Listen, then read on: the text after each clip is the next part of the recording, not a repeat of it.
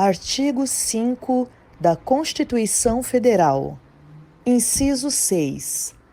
É inviolável a liberdade de consciência e de crença, sendo assegurado o livre exercício dos cultos religiosos e garantida, na forma da lei, a proteção aos locais de culto e às suas liturgias. Inciso 8. Ninguém será privado de direitos por motivo de crença religiosa ou de convicção filosófica ou política, salvo se as invocar para eximir-se de obrigação legal a todos imposta e recusar-se a cumprir prestação alternativa fixada em lei.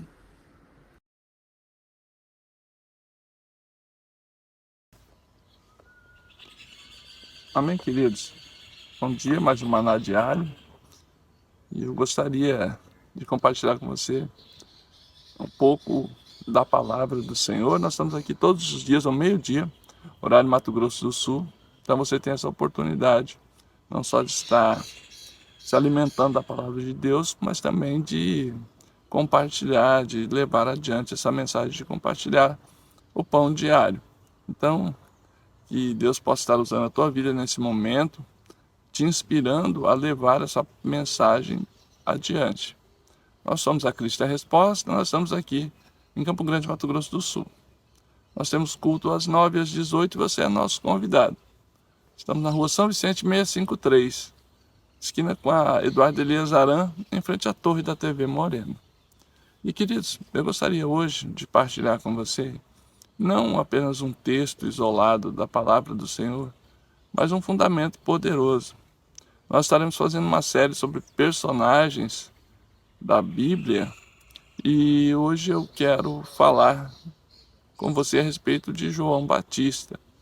João Batista foi um grande profeta do Senhor e nos ensina muitas coisas, não só através do que ele disse, mas também de alguns passos, alguns princípios que nós precisamos aplicar na nossa vida ministerial. Quero que você entenda que um dos grandes desafios que nós, como cristãos, enfrentamos é justamente o porquê das coisas ruins acontecerem com os homens de Deus, com o povo de Deus. Mas o sofrimento faz parte do nosso chamado.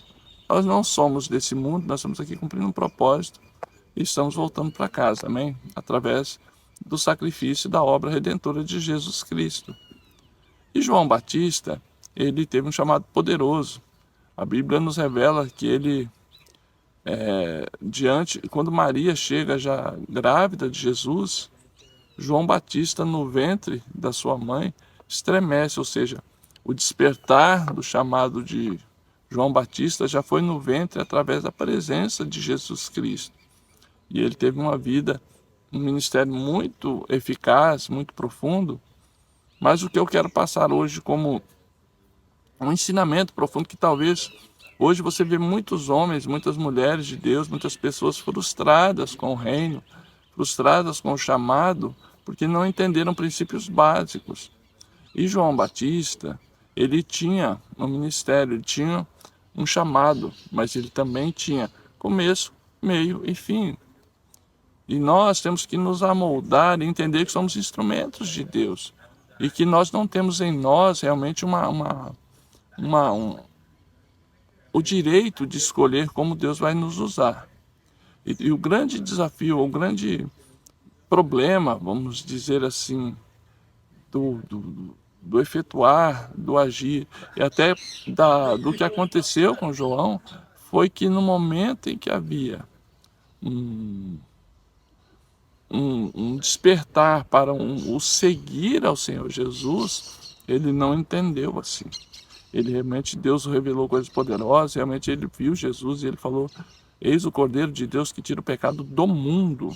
Você vê que ele tinha Deus revelou a ele a profundidade, a expansão do ministério de Jesus seria mundial. Ele realmente veio para salvar o mundo inteiro. Então, diante de tamanha revelação, qual seria o passo de João Batista?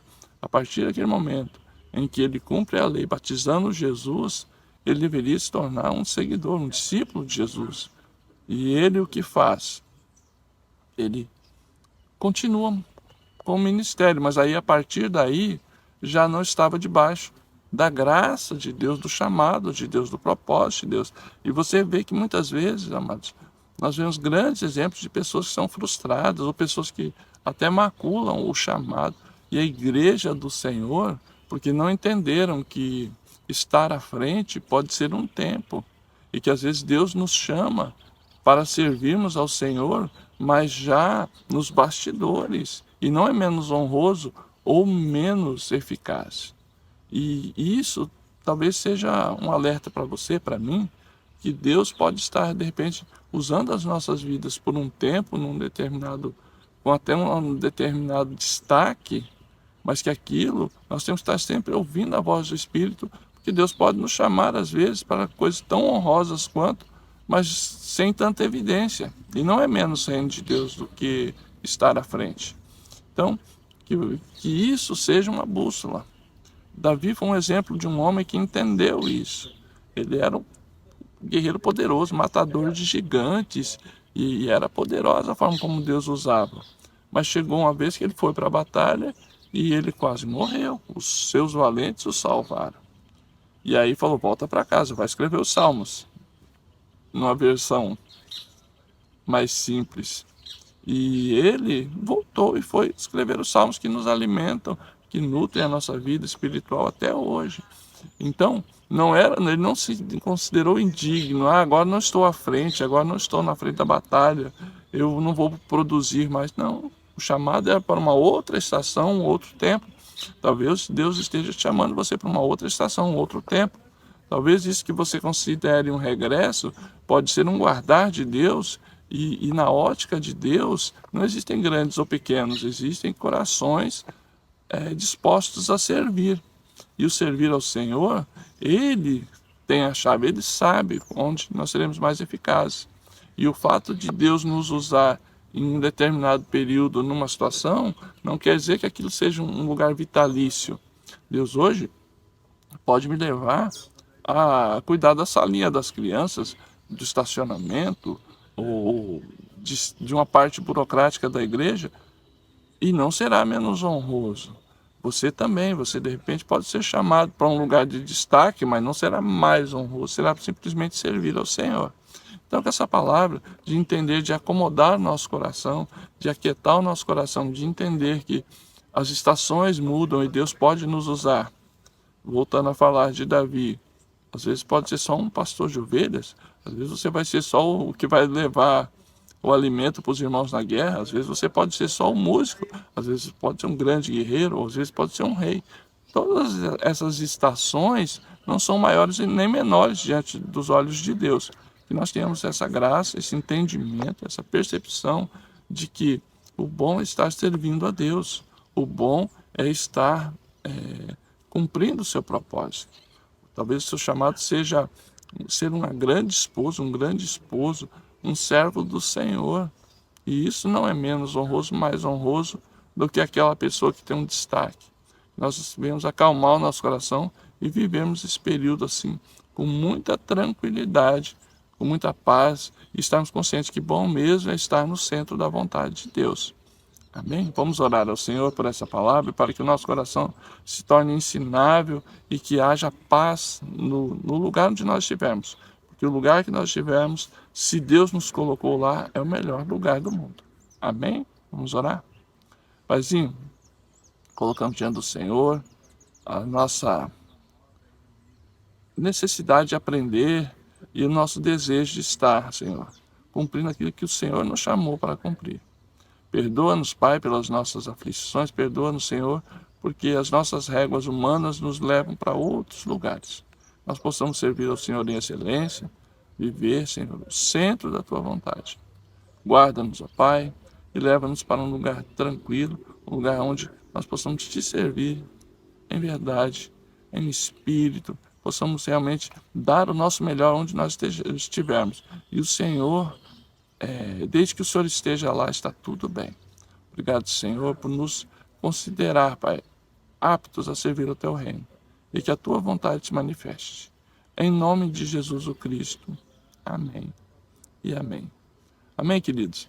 Então, no próximo Maná, nós estaremos falando de um outro personagem, destacando algum ponto, destacando um prisma diferente sobre a ótica do Evangelho. Que você possa se identificar, você possa realmente, se quiser, na descrição desse vídeo, sugerir personagens que você tem vontade de conhecer mais profundamente. Amém? Até o próximo Maná. Que Deus te abençoe.